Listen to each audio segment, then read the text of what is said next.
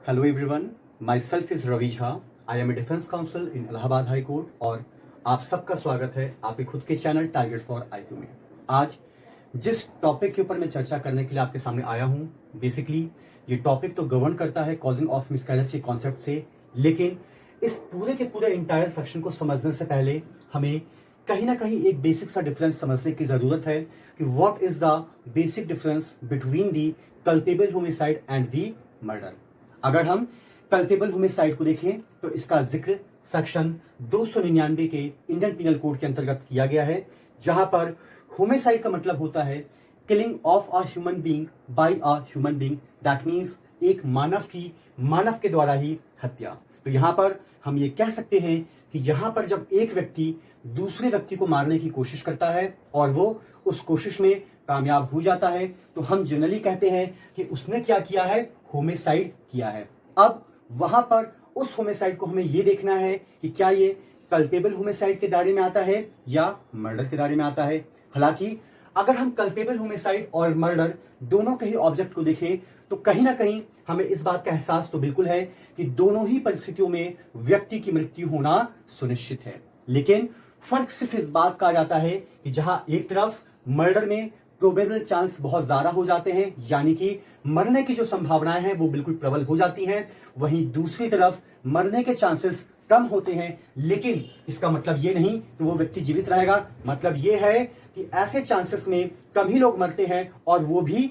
मरा, और शायद इसीलिए वहां पर जो चार्ज लगता है वो कल्पेबल होमिसाइड का लगता है। लेकिन जहां पर मरने की फुल गारंटी होती है, मैक्सिमम प्रोबेबिलिटी रहती है, तो वहां पर हम उसे कल्पेबल होमिसाइड में ना शामिल करके हम उसको शामिल करते हैं मर्डर के अंदर। और शायद यही वजह है कि section 299 of the Indian penal code को कहा जाता है कि ये जीनस है, वहीं दूसरी तरफ section 300 of the Indian penal code को कहा जाता है कि ये इसकी क्या है, एक स्पीसीज है। और दोनों के में ही मृत्यु का होना सुनिश्चित है। बस फर्क सिर्फ इतना है कि कल्पेबल होमिसाइड के केस में चांसेस कम रहते हैं, बल्कि अगर हम मर्डर को गौर से देखें और उसके सारे के सारे एक्सेप्शंस और उसके प्रोविजो को देखें तो हमें यह पता चलेगा कि वहां पर मरने के चांसेस बहुत ही ज्यादा होते हैं। शायद यही वजह है कि सेक्शन 300 के जो 5 एक्सेप्शन का जिक्र किया गया है, अगर उसके अंदर किसी व्यक्ति की मृत्यु अगर कॉज होती है या डेथ अगर कॉज होती है तो उसको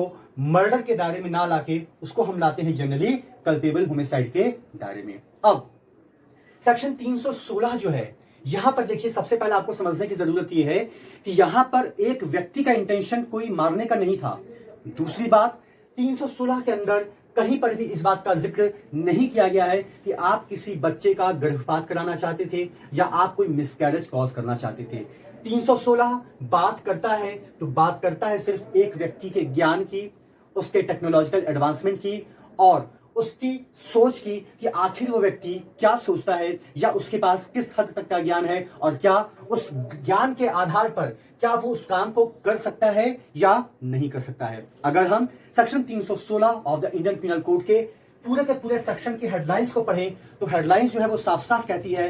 causing death of a quick unborn child by act amounting to culpable homicide. That means यहां पर एक व्यक्ति के द्वारा, हालांकि उस व्यक्ति का वहां पर कोई इंटेंशन नहीं था, लेकिन उस व्यक्ति के पास इस बात का आभास और ज्ञान दोनों था कि अगर वो ऐसा कोई भी काम करेगा तो ऐसा भी हो सकता है कि उस व्यक्ति की मृत्यु हो जाए। और जब उस व्यक्ति की मृत्यु होगी तो जाहिर सी बात है वो मर्डर के परव्यू में ना आके वो फॉल करेगा कल्पेबल होमिसाइड के दायरे के अंतर्गत। तो यहां पर आप कह सकते हैं कि एक व्यक्ति, वो व्यक्ति कोई भी हो सकता है, मेल, फीमेल, डॉक्टर, कंपाउंडर, यानी कोई भी ऐसा व्यक्ति जब किसी भी ऐसी परिस्थितियों में एक ऐसे काम को एग्जीक्यूट करता है कि अगर वहां पर उस महिला की मृत्यु हो जाती है तो उसके ऊपर जो चार्ज लगेगा वो लगेगा कल्पेबल होमिसाइड का। क्यों? क्योंकि कल्पेबल होमिसाइड के शुरुआत में ही मैंने आपको बताया था कि यहां पर भी मृत्यु का होना सुनिश्चित होता है, लेकिन यहां पर मरने के चांसेस थोड़े से कम होते हैं, जबकि मर्डर के केस में भी मृत्यु का होना सुनिश्चित होता है, लेकिन वहां पर प्रोबेबिलिटी काफी ज्यादा हाई रहती है। तो यहां पर जब कभी भी किसी भी व्यक्ति के द्वारा कोई ऐसा कार्य एक खास परिस्थिति या एक खास सर्कमस्टांसेस के अंतर्गत किया जाता है जिसके अंदर अगर एक व्यक्ति की मृत्यु होती है तो उसके ऊपर जो चार्ज लगेगा वो लगेगा कल्पेबल होमिसाइड का। अब यहां पर गौर करने वाली बात यह है कि जनरली आप चाहे तो आप ऐसे व्यक्तियों को ले सकते हैं जो कि एक रजिस्टर्ड मेडिकल प्रैक्टिशनर नहीं है, ना तो उनको मेडिकल फील्ड की एक प्रॉपर जानकारी है, लेकिन उन्होंने कहीं भी एक छोटा सा क्लिनिक खोल के बैठ गए और वहां पर वो लोगों को ऑपरेशन करते हैं और उनके बच्चों की डिलीवरी भी करवाते हैं। क्यों? क्योंकि जब कभी भी अगर आप प्रैक्टिकल एक्सपोजर से देखें तो ये 316 जो सेक्शंस है जनरली ये इन लोगों के ऊपर एफआईआर के रूप में दर्ज होता है जिन लोगों के पास डिग्री होती ही नहीं है किसी भी मैटरनिटी से रिलेटेड एक्ट को कंडक्ट कराने की, यानी कि they are not those kind of person who are well versed in the field of delivery the child, यानी कि इनके पास ना तो कोई डिग्री है ना तो इनके पास कोई विशेष योग्यता है कि ये बच्चों की डिलीवरी करवा सके या एक प्रेग्नेंट वुमेन के डिलीवरी के पॉइंट ऑफ व्यू से उसको एक मदद कर सके। तो यहां पर हम ये कह सकते हैं कि यहां पर इन व्यक्तियों का उद्देश्य किसी की हत्या करना नहीं है, लेकिन आप ये कह सकते हैं कि just because of lack of knowledge इनके पास उस ज्ञान की कमी थी, उनके पास उस तरह की व्यवहारिक जानकारी नहीं थी, ना तो उनके पास इस तरह की कोई भी डिग्री थी, लेकिन डिस्पाइट ऑफ दैट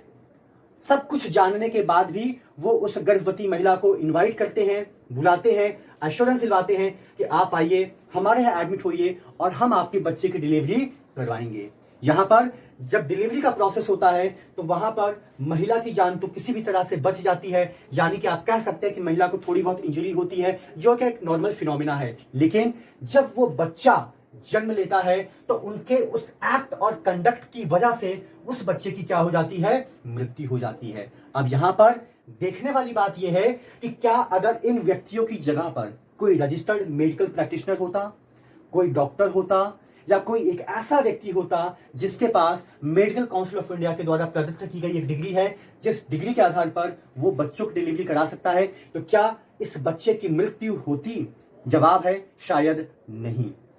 तो ये जो पूरा का पूरा सेक्शन है ये सिर्फ और सिर्फ इस बात के ऊपर आधारित है कि एक व्यक्ति जिसके पास पूरी जानकारी है, पूरा ज्ञान है कि वो व्यक्ति डिलीवरी कराने के लिए बिल्कुल भी योग्य नहीं है, ना तो उसके पास कोई डिग्री है और ना ही उसके पास कोई लाइसेंस है और ना ही मेडिकल काउंसिल ऑफ इंडिया उसको ये काम करने की इजाजत देता है। उसके बाद भी वो व्यक्ति चोरी छुपे एक गलत इरादा तो नहीं कह सकते हैं, लेकिन हाँ एक गलत उद्देश्य के तहत पैसे कमाने का नजरिया हो या कोई भी नजरिया आप ले लें, उस उद्देश्य से वो उस महिला की डिलीवरी कराने की कोशिश करता है जिस दौरान बच्चे का जन्म भी होता है, लेकिन वो बच्चा उसके सिर्फ और सिर्फ अज्ञानता की वजह से मर जाता है या वो सरवाइव नहीं कर पाता है। तो जब कभी भी ऐसी कोई चीज होती है तो उस व्यक्ति के ऊपर जो चार्ज लगता है वो चार्ज लगेगा कल्पेबल होमिसाइड का। यहां पर जो सजा का प्रावधान है वो सजा उस व्यक्ति को मिलेगी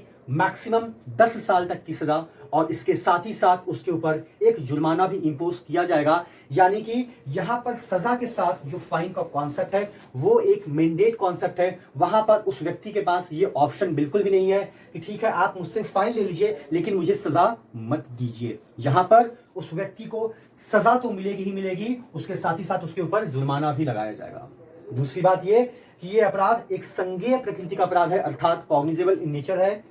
और दूसरी बात ये कि ये एक नॉन बेलेबल ऑफेंस है, यानी कि आप ये कह सकते हैं कि यहां पर जो बेल है वो as a discretion of the court है, not as a matter of right है, यानी कि the bail related subject matter that will be decided by the competent court to whether that person who has committed such kind of offense under section 316 of the Indian Penal Code, whether that person is entitled to be released on bail or not। तीसरी बात यह है कि ये जो अपराध है एक ऐसा अपराध है जहां पर समझौता हो ही नहीं सकता है, यानी कि चाहे वो गर्भवती महिला हो चाहे वो व्यक्ति हो जिसने अज्ञानता के अभाव में या ज्ञान के अभाव में उस काम को कमिट कर दिया हो, लेकिन उन दोनों के बीच में किसी भी तरह से कोई भी समझौता हो ही नहीं सकता है, क्योंकि अगर संभावना होती समझौते की तो यहां पर लिखा जाता compoundable but with the permission of the court. तो सेक्शन 316 को आप सिर्फ और सिर्फ इस नजरिए से समझिए कि यहां पर एक व्यक्ति है, वो व्यक्ति कुछ ऐसी परिस्थिति में कोई ऐसा कार्य करता है जिसके कार्य करने की वजह से उस महिला को तो कुछ भी नहीं होता है, यानी कि वो महिला जो कि एक गर्भवती है और अपने बच्चे की डिलीवरी कराने के उद्देश्य से उसके पास आई थी या लाई गई थी, लेकिन उसके उस एक्ट या कंडक्ट की वजह से उस बच्चे की मृत्यु हो जाती है, जो बच्चा जस्ट अभी अभी पैदा हुआ था, यानी कि death of a quick unborn child. और यहां पर इस चीज के लिए एक खास तौर से प्रिजम्पशन ड्रॉन की जाती है कि अगर ये व्यक्ति टेक्निकली साउंड होता, अगर ये एक रजिस्टर्ड मेडिकल प्रैक्टिशनर होता, अगर इसके पास एक वैलिड लाइसेंस होता, तो शायद मेरा बच्चा नहीं मरता। तो जनरली ये जो केसेस होते हैं, अगर आपने बहुत सारे न्यूज़पेपर में देखा होगा, या जनरली जो एक रूरल एरियाज होते हैं या जो गांव के जो एरियाज होते हैं जहां पर लोगों के पास बहुत ज़्यादा ज्ञान नहीं होता है, उनके आसपास हॉस्पिटल की उतनी बेहतर सुविधाएं नहीं होती हैं, उनके पास साधन नहीं होते हैं कि वो एक बेहतरीन और सरकारी हॉस्पिटल में ले जाके बच्चे की डिलीवरी कराएं, तो जनरली ऐसे लोग अपने गांव के ही अंदर जो छोटे मोटे डॉक्टर्स होते हैं उनकी एडवाइस लेते हैं और वो उनको अश्योरेंस दिलाते हैं कि हम बच्चे की एक स्वस्थ डिलीवरी करा के आपको देंगे। तो यहाँ पर जब उस बच्चे की मृत्यु हो जाती है, तब section 316 of the Indian penal code attract हो जाता है। क्यों? क्योंकि यहाँ पर जो डिलीवरी कराने के उद्देश्य से महिला लाई गई थी, उसको लाने के पीछे उद्देश्य मिसकैरेज का तो बिल्कुल भी नहीं था। उद्देश्य ये था कि हमें तो गर्भ में पल रहे उस बच्चे की एक स्वस्थ और बेहतरीन डिलीवरी करानी है, लेकिन होनी को कुछ और मंजूर था। और सबसे बड़ा जो ड्रॉबैक है, वो ड्रॉबैक क्या है कि ये जो व्यक्ति है, डिलीवरी करने वाला व्यक्ति, that person is not a well qualified person as per the prescription of the medical council of India. तो शायद यही वजह है कि जब कभी भी